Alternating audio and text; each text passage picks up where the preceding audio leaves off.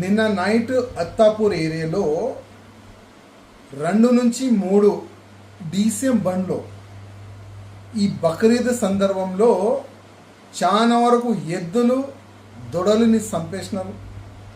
వాళ్ళు బొక్కలు నింపి తీసుకొని వెళ్తే కొంతమంది గోభక్తులు ఆ డీసీఎం ఆపి అసలు ఏంది కథ అంటే ఆ డీసీఎంలో కొంతమంది ఈ గౌమాతని చంపే వాళ్ళు ఉన్నారు. వాళ్ళు ఆ కార్యకర్తల పైన అటాక్ చేసినారు.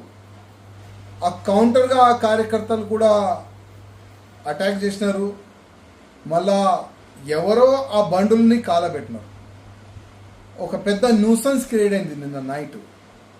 కానీ ఎంఐఎం వాళ్ళు పోలీస్ స్టేషన్ ధర్నా చేసిన తర్వాత చాలా వరకు హిందువులని ఐడెంటిఫై చేసి కొంతమంది కార్యకర్తలు రోడ్డు పైన నడుస్తున్న ఆ కార్యకర్తలు వీడియోలో వచ్చినారు. కొంతమంది ఆ సైడ్లో నిలబడితే వాళ్ళు వీడియోలో వచ్చినారు, ఫోటోలు వచ్చినారు. వాళ్ళకి ఐడెంటిఫై చేసి ఇప్పటి వరకు 15 మందిని ఎన్నో పెద్ద పెద్ద సెక్షన్లు పెట్టి రిమాండ్ చేసినారు.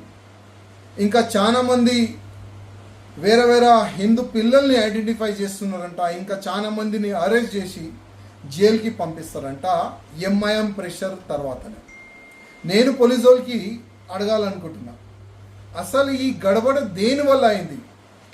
పోలీసు వాళ్ళు నిర్లక్ష్యంతోనే చాలా వరకు ఎద్దులు దొడలు బక్రీద్ సందర్భంలో చంపేసినారు. ఎవరు నిర్లక్ష్యం? అసలు తెలంగాణకి ఎన్ని యావులు, ఇన్ని దొడలు, అసలు ఈ ఎద్దులు ఎట్లా వచ్చింది? చెక్ పోస్టులు పెట్టినారు కదా, అది షోపుటప్ గురించేనా? ఓపెన్గా ఎంఐఎం గుండెలు, MIM MLC, MIM MLAs, MIM corporator ఓపెన్గా రోడ్డు పైన తిరిగి మీరేం చేస్తారు చేసుకోండి, మేమైతే ఈ బక్రీద్ సందర్భంలో దొడలు కూడా కోస్తాము, ఎద్దులు కూడా కోస్తామని ఓపెన్గా వాళ్ళు స్టేట్మెంట్లు ఇచ్చినారు.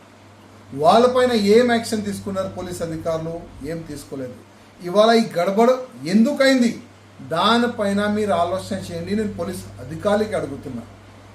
ఇంతమంది మీరు రిమాండ్ చేసినారు కదా, ఇంకా ఎంతమందిని చేస్తారు? వన్ సైడే చేస్తారా? ఎంఐఎం గుండెలు కూడా గడబడలో పాల్గొన్నారు కదా, వాళ్ళు కూడా రాళ్ళు దాడి చేసినారు కదా. ఆ రాళ్ళు దాడిలో చాలా వరకు పోలీసు వాళ్ళు ఇంజూర్డ్ అయినారు కదా. మళ్ళీ వాళ్ళకి ఒక్కడైనా అరెస్ట్ చేసినారా? పోలీసు వాళ్ళకి అడుగుతున్నా. మీరు వన్ సైడ్ చేస్తే ప్రతి ఒక్క హిందూ సంఘాలకి రిక్వెస్ట్ చేస్తున్నా, ఇవాళ ప్రతి ఒక్క హిందూని కాపాడే బాధ్యత మన అందరిపైన ఉంటుంది. ప్రతి ఒక్క హిందూ ఆర్గనైజేషన్లతో రిక్వెస్ట్, మీరు కూడా ఒక ధర్నా ప్రొటెస్ట్ ప్లాన్ చేయండి, మేము వస్తాం. ప్రతి ఒక్క భారతీయ జనతా పార్టీ కార్యకర్త వస్తారు, ప్రతి ఒక్క హిందూ సంఘంలో ఉన్న కార్యకర్తలు కూడా వస్తారు.